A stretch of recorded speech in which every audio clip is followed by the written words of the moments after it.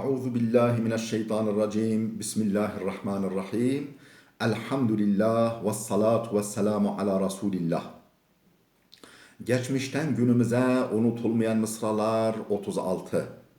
Arapçadan Türkçe ve Kürtçe tercüme Abdülaziz Hatip.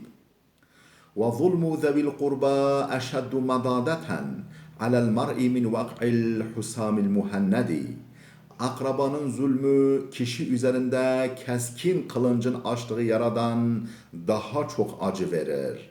Zurdariya nezika leser mirovi bandurek veli dike ve bandure şure tujji nikare bike.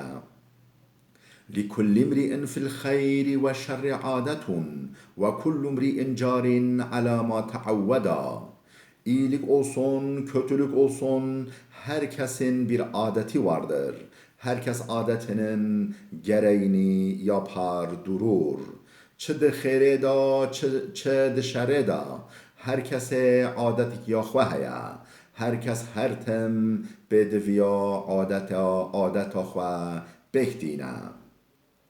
فرب هزل كان منه الجد ورب مسح كان منه الحقد. Nice şakalar var ki ciddi durumlara neden olurlar. Nice mizahlar var ki kalıcı kinler bırakırlar. Gelek hanek haneku dibin sedeme ravşengiran. Gelek tanazci haneku kinin mayinde şunxada dehelen. وترى الناس كثيرا وإذا عد أهل الفضل قلوا في العدد. İnsanların çok olduklarını görürsün. Fazilet sahiplerini saymaya kalktığında bakarsın ki sayıları azaldıkça azalmış. Tu insana pir dibînî, ledema tu ehle qanciye dihejmerî tu dinerî gelek hindiken. إذا لم يكن عون من الله للفتى فأكثر ما يجني عليه اجتهاده.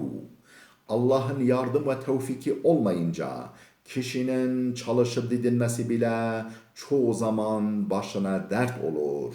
Dema alikari u ser existina xude tunebe. Xabatu lapatine mروفیجی gelek jara dibe bela serevi.